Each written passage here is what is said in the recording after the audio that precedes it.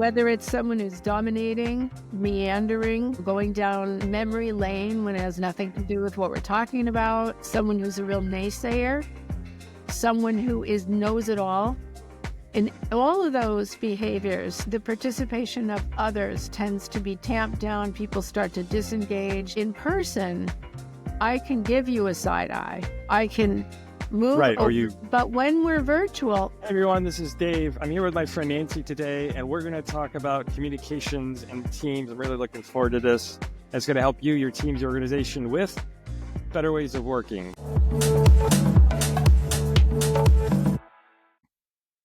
Hey, Nancy, welcome. Thanks for joining me today.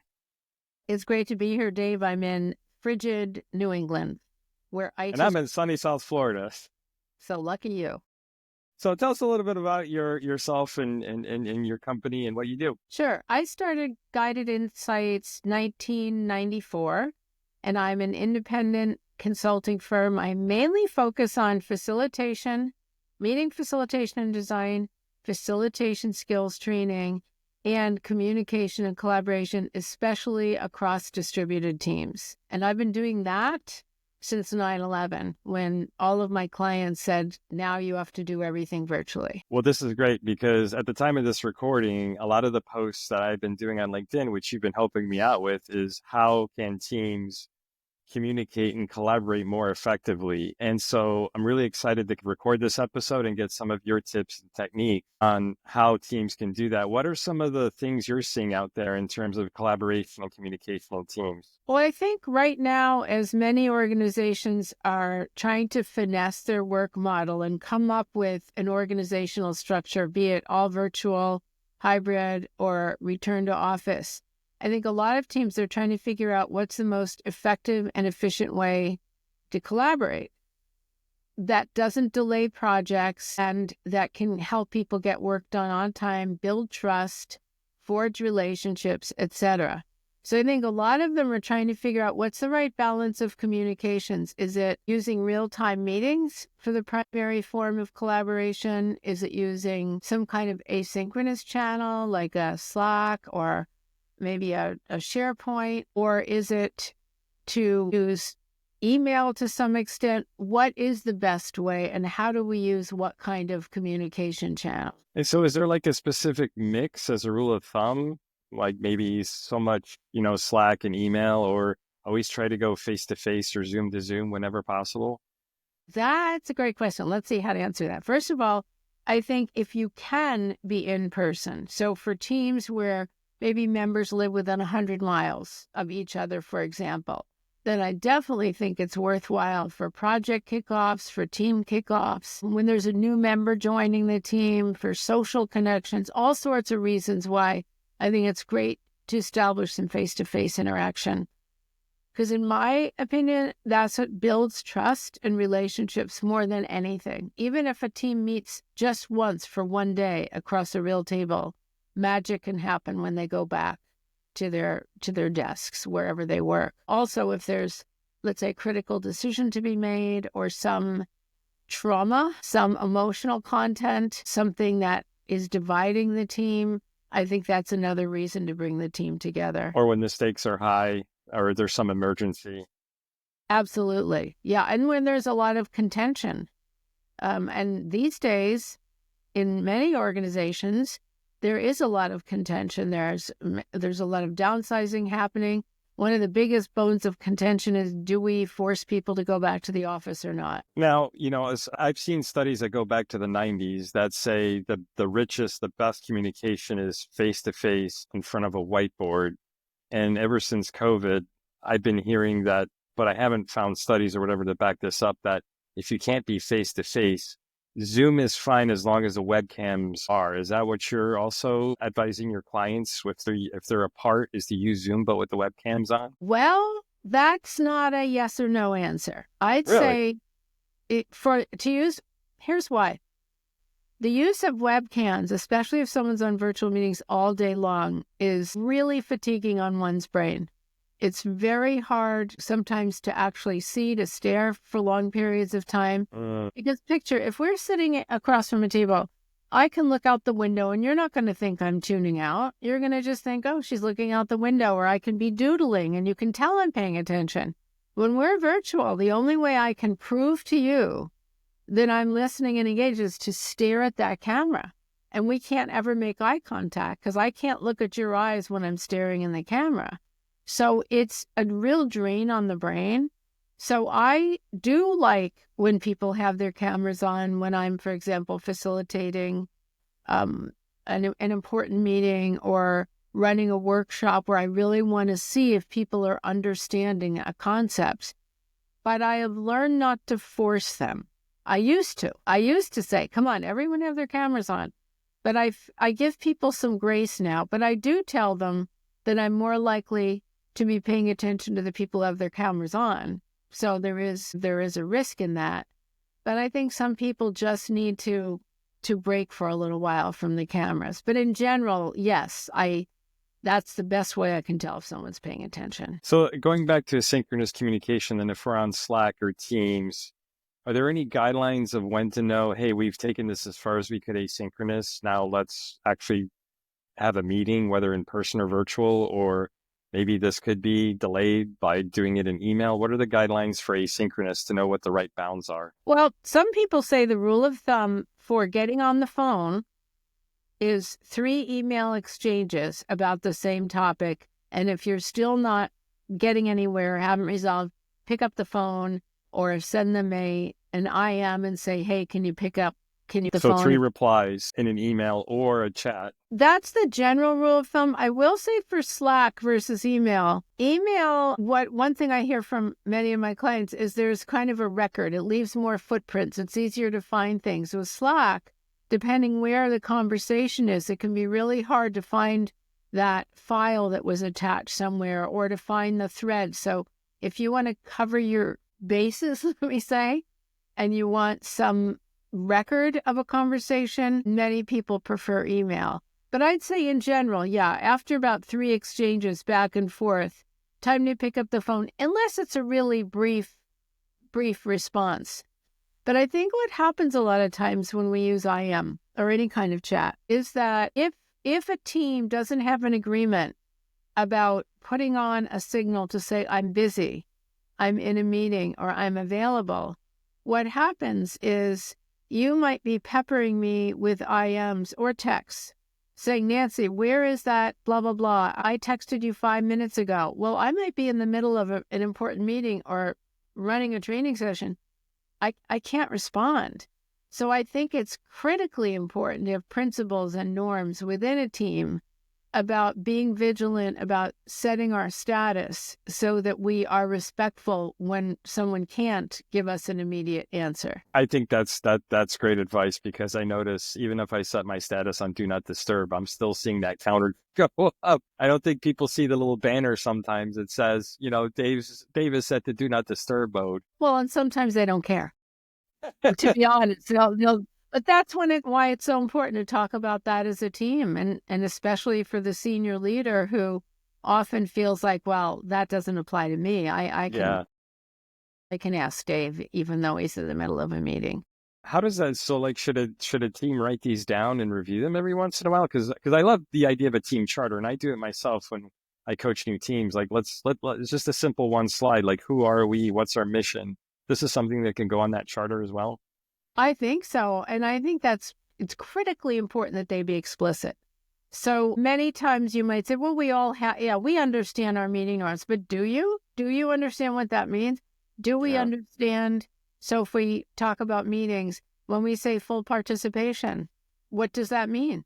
Might mean something different to you and me. So I always ask when I'm facilitating a meeting, I ask my participants to recommend the ground rules for the meeting or the meeting norms. So I say, if our meeting objectives are X, Y, and Z, what kind of behavior do we need to demonstrate to achieve those objectives? And someone might say, we need to fully participate. I'll say, okay, hang on, great. What does that mean? I ask the group, what does that look like? What I'm hoping is someone will say, we keep our phones down. We don't look at our phones. I don't want to be the one to say that. It's so much more powerful when the people in the team or in the meeting say that. So that's a great idea. Have the participants up front define what the meeting norms are going to be. Yeah. Yeah, they've got to own it. I really believe it has to come from them. If I say, here are the meeting norms I'd like you to adhere to, they're not going to buy into that. Yeah. So I think teams, if we're talking about how teams operate across with themselves, I think having some of those norms about meeting preparation, everyone comes prepared. What does preparation mean? That means if there's pre-work, they invest the time in it. That means if they come late to a meeting and haven't done it, that we don't catch them up. They catch up on their own time. I think those details are critically important to build trust. And that, in my mind, comes from predictability and consistency and a perception of fairness and equity across the team, that we're all held to the same standard of behavior. Yeah, let's dig into that for a minute. So that's setting expectations for the participants to come prepared. What about the leader or the facilitator of that meeting? Because I've always heard rules of thumb, like if you have a 1 hour meeting, you should prepare 2 hours. And I'd like to do that, but then I'm also busy. So what are the guidelines for those that are leading or facilitating the meeting on their end for their preparation? Well, that's a great question. First of all, if it's a kind of a steady state team meeting, I would say it still deserves preparation, but it might just merit less prep time than, let's say, a 2-hour make or break product marketing decision meeting, whatever the topic is. So I think depending on the length of the meeting, the stakes, you mentioned high stakes before, the number of people, the level of contention, the dysfunctional behavior we might expect because we know who's going to be there, that all means we really need to be excruciatingly thorough in our preparation. And I'd say in general, meeting leaders should design meetings for I use the 80-20 rule, 80% active participation, 20% passive. That means I don't have a 1 hour meeting where 1/4 of it is slideware. That means, because that's passive participation. I need to put that somewhere in advance, maybe in a shared portal. Maybe I create a short video about, hey guys, this is what we're going to be discussing, so that when we get in the meeting, we can jump into an actual conversation and not a recitation of facts or content review. Planning for engagement. And this applies whether it's virtual, hybrid, or in person, means really thinking through, when do I ask for a show of hands? When do I ask a question? When do I ask them? When do I do a quick poll? When do I put them in pairs? When do I ask them to type in chat if it's virtual, etc.? I mean, my agendas, I have it down to the minute, exactly how I'm going to engage, what question I'm going to ask, what is my backup question if no one says anything. Wow. So I think the level of prep, especially for an important meeting, so few people put that level of prep in, and it's so important. This is great. And then how do you handle that 1 or 2 people in the meeting that might try to dominate it, or they're going to hijack it? Like, what are some strategies there? Well, I have a whole course on this, so I'll give you a quick snapshot. I would say whether it's someone who's dominating, meandering, going down memory lane when it has nothing to do with what we're talking about, someone who's a real naysayer, someone who knows it all. In all of those behaviors, the participation of others tends to be tamped down. People start to disengage, don't respect or trust you as a meeting leader anymore because you're not doing anything to stop it. So what I'd say, and this really applies whether it's virtual or not, though in person, I can give you a side eye. I can move over to you. Yeah, you get close to the person, you walk up to them. Right? But when we're virtual, all I have to stop you is my voice. So if I'm leading a meeting, the first thing I do is say, Dave, I'm sorry to interrupt. First thing, call the person's name so they're aware, and then apologize for interrupting. So I have this 3-step process I use. So the first is describe in a non-judgmental, non-evaluative way what behavior I'm observing. So I might say, Dave, I've noticed that the last few ideas your other participants have volunteered, you have made a comment to indicate you're not in favor of that idea. So I'm trying not to say like, you're so negative, trying to just say what's directly observable behavior. And then I pause. And usually now you're listening. And so what I'm noticing too, what is the impact on our ability to achieve our objectives and on the other participants? So what I've noticed as a result is that other people are no longer volunteering ideas, and we only have 10 minutes left for this brainstorming session, and I'm afraid we won't be able to meet our objectives if we don't hear from more voices. Number 2. So number 3 is the ask. So what I'm going to ask you to do, and I'll ask everyone here, is if there's some ideas you like better or some issues you have with some of the ideas, jot them down, because we're going to do the winnowing down of ideas later on. So, but right now we're in full brainstorming mode. So if I can ask all of you to do that, would that be okay? So I want your tacit permission to go on, because above all, you don't want to humiliate that person. You don't want to disrespect that person. You don't want to devalue their ideas. At the same time, if you don't intervene, it's going to affect everyone else in that meeting. So we need to make some tough choices sometimes as a meeting leader. On the spot, and you got to make the decision quick as well. Yeah, because you got to think, what if I don't? What if I don't do anything? What happens if I let this person go? What's the risk that I don't have enough credibility, or if this is a new client and it's the senior leader acting out, how am I going to get fired? I mean, what's going to happen? So a number of choices you have to make in the moment. One other option, which I do use sometimes, so instead of calling, let's say, Dave out, I'll say, okay, everyone, but I still say, Dave, sorry, let me interrupt for a second. Let's all go back to our meeting norms. Remember, we agreed one of the ground rules of brainstorming is quantity, not quality. So we all agree to that. So let's continue in that fashion. And then after the break, we're then going to be winnowing down our ideas. So I'm not calling you out, your behavior. I'm interrupting you, but I'm asking everyone to demonstrate the behavior we agreed to. Yeah, you're just bringing everybody back to a common point, kind of like a reset, I guess, in a sense, right? You're just resetting. Exactly. Yeah. And that's why meeting norms are so important, because it gives me a leg to stand on as a meeting leader to go back and say, hey, hang on, guys. We just agreed on this before. Do we still agree? Okay, so it gives us a little break too. And then I can take the mic away from you, whether we're virtual or not. And right. by saying, and now I'm going to say, now, who else has some ideas? So it's kind of a gentle way of passing control away and moving it to the rest of the crowd. Yeah. Yeah. This is great. So you're coming close to the end of the meeting, and then there's always action items. And so what are some ways to make sure that people are taking ownership and they're going to follow through then for the next time this crowd gets together? Yeah, great question, because this so often gets ignored because people don't manage time very well often. They're rushed. Oh, we got to go. We're running late.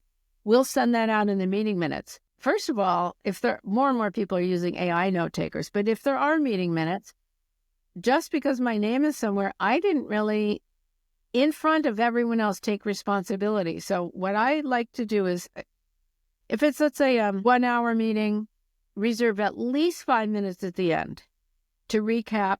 Okay, so the decisions we made today are X. The issues that we raised in our parking lot that we said we'd follow up on is this, and who'd like to take responsibility, etc. And then the actions we assigned are, and then I think the verbal go round of people saying, okay, so Janet, you have this, is that right? And by when?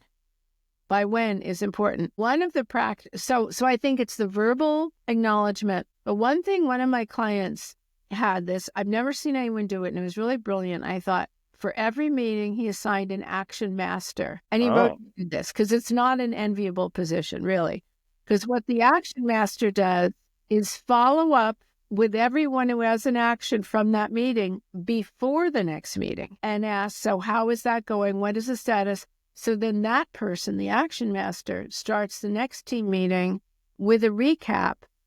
That does two things. It gives a quick, efficient recap, but it also helps prompt people that they might have thought, oh, yeah, I forgot I'm accountable for that. So that follow up before the next meeting, that way you don't have to wait till the next meeting to realize someone didn't actually do the work. And now you've got to wait another week or two. So I love the idea of an action master, and it is only fair to rotate that task. This is kind of like Robert's Rules of Order. Like I used to follow that when I was in college and I had formal meetings, right? So like old business, and then you get to the new business, but you had to go through the old business first to close out the items there. So kind of neat to see that format still works. Yeah, it really does, I think. And I think that especially when it's a virtual or hybrid team where people don't see each other and they have to say, hey, where are you on that project? It's so easy to forget what we promised in that meeting when our plate is so full. This has been great. I think I could talk to you for probably another hour to get some of these great tips. But tell us, how can folks get a hold of you and your services and your training? Well, thanks for asking. My company name is Guided Insights, all one word, guidedinsights.com. And you can visit my website, which has you can click on that to schedule time, or you can peruse. It's key term searchable, so you can plug in any key term.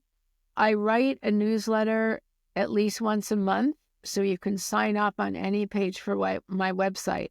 And you can always do the old-fashioned thing and just call, which hardly anyone does anymore. It's always an email to set up a Zoom meeting. It's rare that the phone rings, and I love when someone calls. Well, I get the newsletter, and it's good stuff every month. So, folks, I'll put the information in the description as well. Don't hesitate to check out our website and reach out to Nancy. Nancy, thank you. I think we'll have to have you back and get some more of these tips. Okay, well, thanks for having me. So thanks everybody. Please like and subscribe. What do you think? Like, would you try some of these tips? Do you have your own? Please put them in the comments. Till we see you next time. Thanks a lot. Bye bye.